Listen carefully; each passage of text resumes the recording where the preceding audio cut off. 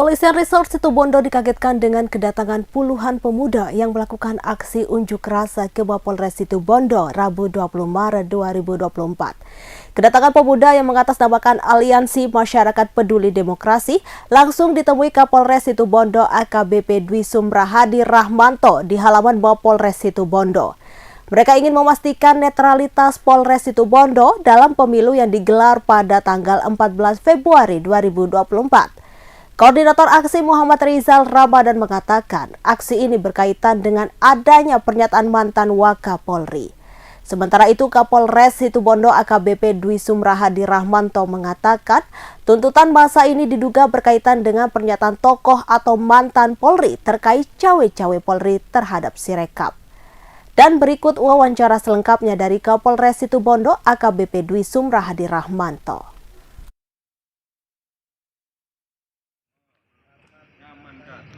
Pelaksanaan demokrasi ini berjalan dengan baik, yaitu adalah tugas pokok saya sebagai anggota Polri mengamankan.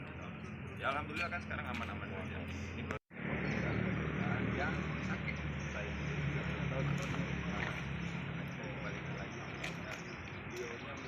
Tuntutan mereka itu sebenarnya saya hanya menuntut terkait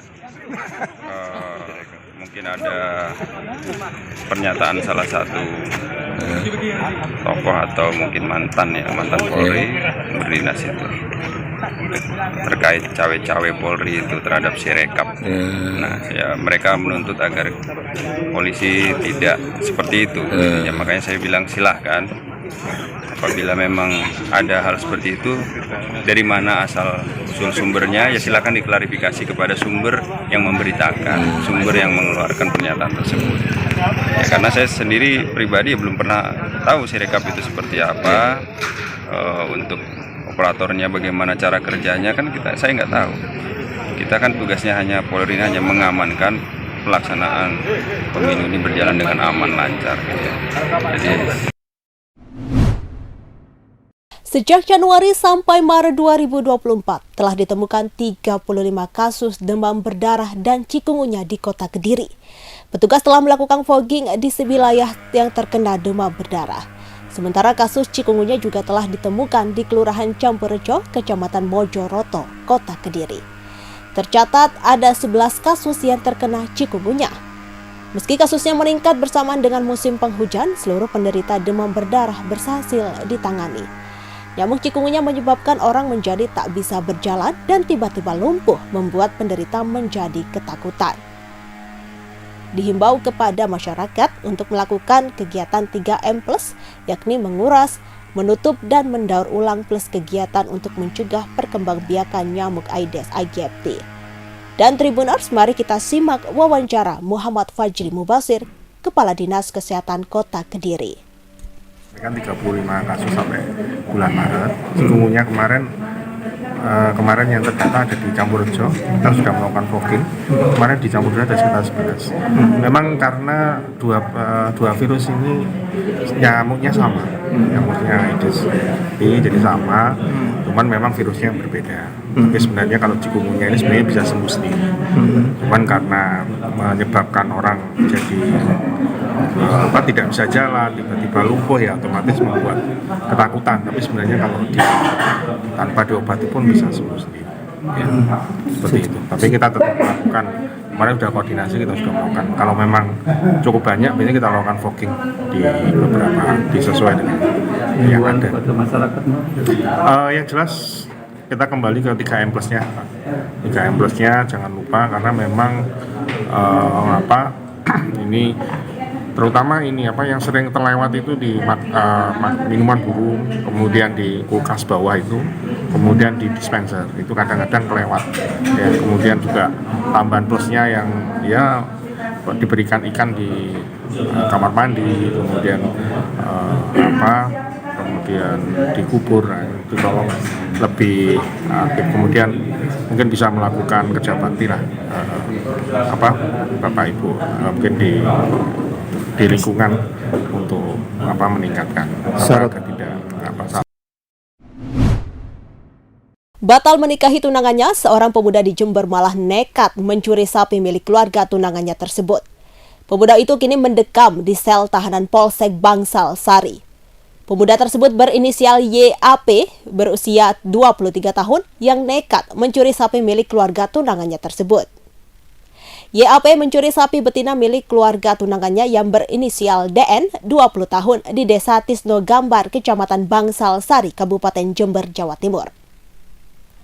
Kapolsek Bangsal Sari Ibtu Joko Sumargo mengungkapkan, kasus pencurian ternak tersebut terjadi pada Rabu 20 Maret 2024 dini hari. Saat itu ayah DN mendengar suara mencurigakan dari kandang sapinya. Sekira pukul 1 dini hari, pemilik sapi curiga ada suara dari kandang dan merasa ada orang masuk di dalam kandang tersebut. Saat diperiksa ternyata 1 ekor sapi di dalamnya hilang. Kapolsek Bangsal Sari Ibtu Joko Sumargo menjelaskan, pemilik sapi pun panik dan mengabari kejadian pencurian ternak itu kepada para tetangganya. Lalu mereka bersama-sama mencari keberadaan sapi tersebut. Setelah itu, warga bersama keluarga korban pun membawa maling sapi ini ke Mapolsek Bangsal Sari supaya dilakukan proses hukum. Berdasarkan keterangan yang telah diperoleh, pencurian itu terbongkar karena sang sapi mengamuk dan melukai si pencuri. Melihat sapi curian mengamuk, pencuri pun berteriak. Setelah tertangkap, motif pencurian YAP pun terungkap.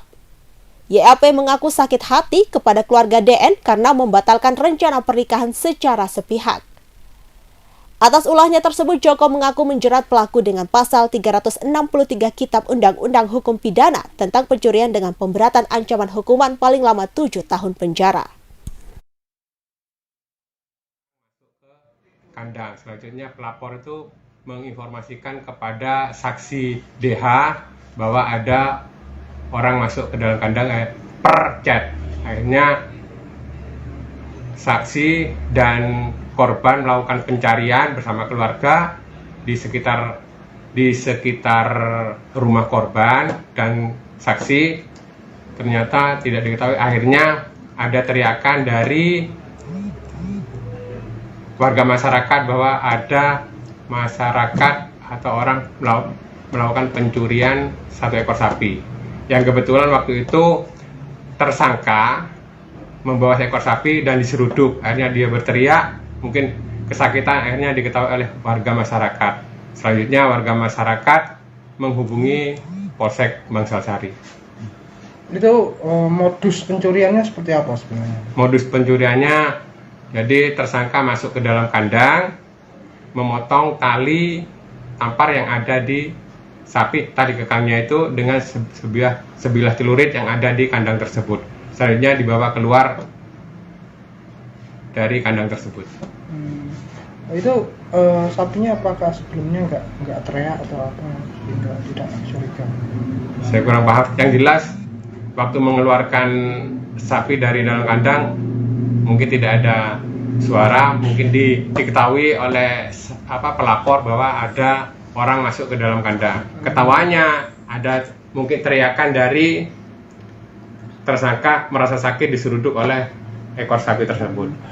Terus itu barang buktinya apa aja? Barang buktinya 1 ekor sapi yang sudah dititip perawatan di korban dan sebilah arit untuk memotong tali kakak. Itu jenis sapinya sapi apa? Sapi betina. Sapi betina jenis limusin apa? Limusin. Limusin. Ya. Untuk penerapan pasal 363 ayat 1, 2, 3 KUHP.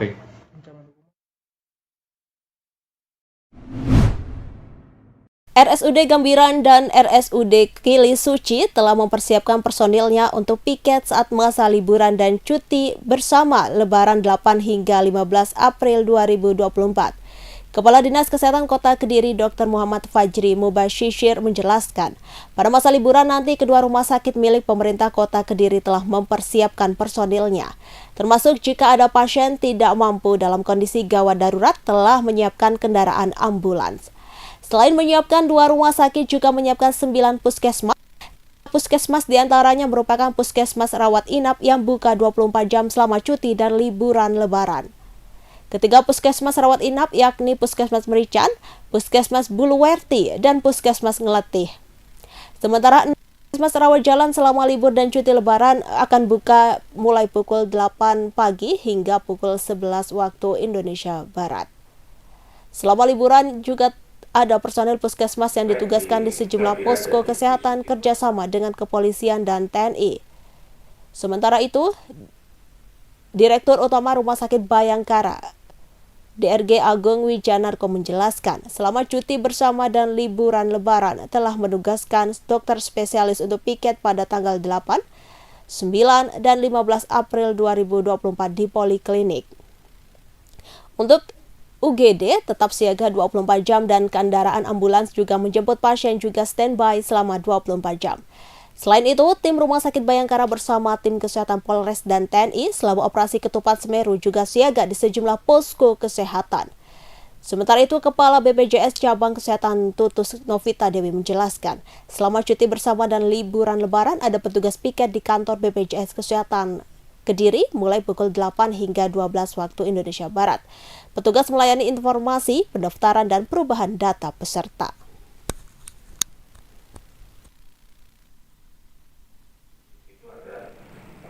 Homecarenya atau rumah sakit ambulan, ya, ambulan mungkin nanti di rumah sakit lain juga sepertinya juga akan menyediakan, ya, jadi ya akan siap apabila memang dibutuhkan situasi yang darurat sehingga pasien tidak mampu datang ke rumah sakit, rumah sakit akan siap. Kemudian untuk di puskesmas kita ada 9 puskesmas.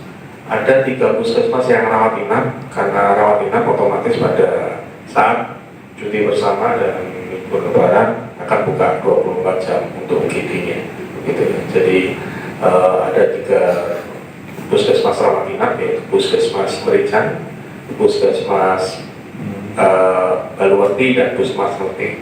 Itu adalah 3 puskesmas rawat inap yang akan buka seperti biasa 24 jam.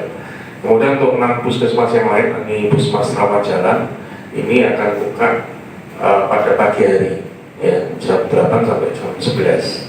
Ya. Jadi untuk menangani nanti untuk pelayanan kesehatan selama cuti bersama dan libur lebaran, kecuali mungkin hari Minggu, ya. Untuk yang hari kerja mungkin selama cuti bersama dan libur lebaran akan buka jam 8 sampai jam 11, gitu.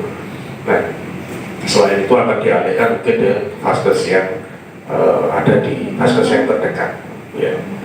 Selain itu juga teman-teman puskesmas juga ada di posko-posko kesehatan yang bekerjasama dengan kepolisian dan TNI, itu yang nanti akan sama-sama di sana juga, ya, stay di sana selama 24 jam waktu itu. Capres dan Cawapres nomor urut 1 Anies Baswedan dan Muhaimin Iskandar merespon penetapan pasangan Prabowo Subianto Gibran Rakabuming Raka sebagai Capres-Cawapres terpilih Pilpres 2024. Hal itu sebagaimana hasil rekapitulasi suara akhir Komisi Pemilihan Umum Republik Indonesia pada Rabu 20 Maret 2024. Beda turut disampaikan Ketua Umum Nasdem Surya Paloh.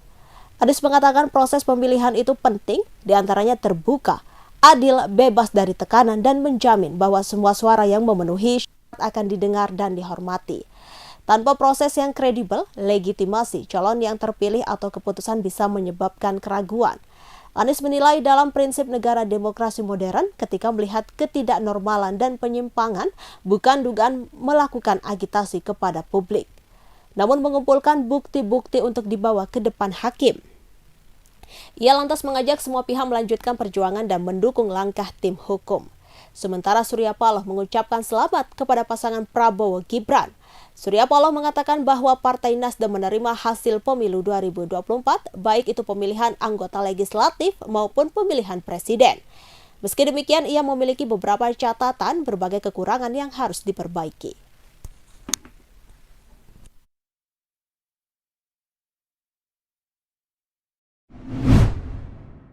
Berpredikat sebagai kota pahlawan, Surabaya memiliki sejumlah bangunan yang syarat dengan nilai sejarahnya. Di antaranya ada Langgar Dukuh Kayu yang berdiri sejak 1893 silam dan konon pernah menjadi salah satu lokasi diskusi para pejuang kemerdekaan. Sesuai dengan namanya, Musola Langgar Dukuh Kayu berdiri di Lawang Seketeng Peneleh, Genteng, Surabaya dengan berbahan dasar kayu jati. Sekalipun berusia lebih dari 1 abad, tiang-tiangnya masih kokoh menyangga bangunan 2 lantai sehingga berfungsi sebagaimana musola pada umumnya. Musola ini berdiri megah di tengah perkampungan Lawang Seketeng. Menurut Ketua Kelompok Sadar Wisata Kampung Sejarah Lawang Seketeng, Andri Adi Kusomo mengatakan kawasan tersebut awalnya merupakan kawasan kosong. Mengutip penjelasan sejumlah sejarawan, Aula Langgar sering digunakan pejuang sebagai lokasi pertemuan di sela pertempuran. Bangunan ini merupakan bangunan panggung. Lantai 2 dipakai sebagai lokasi ibadah, lantai pertama untuk aula pertemuan. Tak seperti masjid modern, musola ini berdiri tanpa kubah. Bangunan lawas yang dibangun sebelum Orde Baru biasanya tanpa kubah. Di sini juga ada relief bergambar teratai yang memang sedikit dipengaruhi suasana Hindu-Buddha serta gambar bintang yang banyak dikaitkan dengan bintang Majapahit. Dinding musola ini juga masih dilapisi kayu penutup atau yang sering disebut sirap. Sirap jika dihitung tidak sama dengan orang satu dengan yang lainnya. Mirip barisan pada sisik ikan, sirap tersebut melambangkan sebuah barisan yang tertata. Di dalam musola masih ditemukan beberapa barang yang diduga merupakan peninggalan masa lalu. Di antaranya beberapa naskah tulisan tangan, ukiran kaligrafi, tombak, tongkat peti, hingga kunci pintu, dan engsel yang hasil produksi dari Belanda.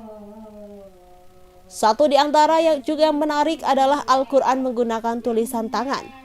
Menurut Andri, para ulama di tempat ini menuliskan tersebut di atas buku kosong pemberian Belanda. Menurutnya, Presiden Republik Indonesia pertama Soekarno semasa masa kecil juga pernah belajar mengaji di lantai bawah Langgar Dukuh Kayu. Salah satu guru ngaji Soekarno kecil yang bernama Mbah Pitono juga dimakamkan tak jauh dari makam ini.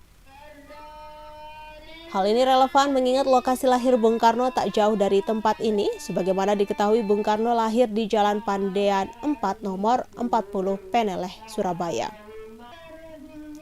Tak hanya itu, kawasan ini juga berdekatan dengan kediaman Hos Cokro Aminoto.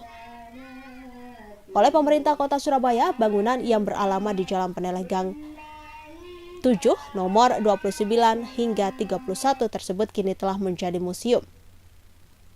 Sejak 2019, pemerintah kota Surabaya pun telah menetapkan Langgar Dukuh Kayu sebagai bangunan cagar budaya. Di samping musola juga telah berdiri sentra kuliner yang sekaligus menjadi jujukan pengunjung untuk mengisi perut.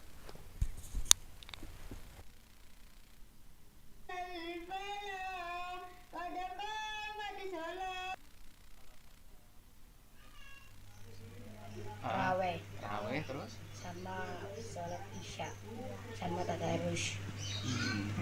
Biasanya berapa orang?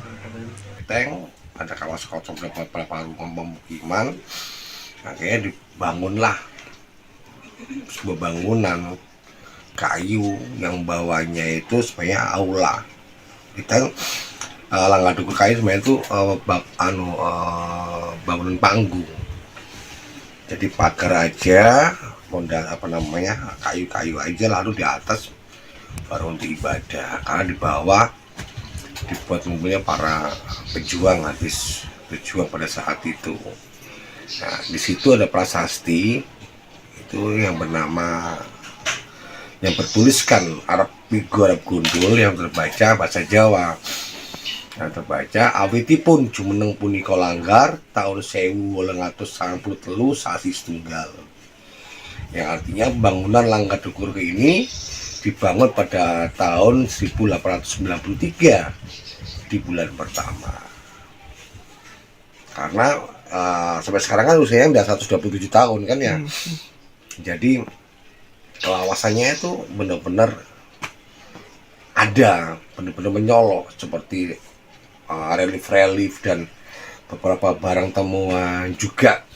Sebagian dari bangunan itu seperti grendel engsel itu, kayak seperti grendel itu ada grendel yang ada stempelnya tulisan grafit salah satu kota di Belanda.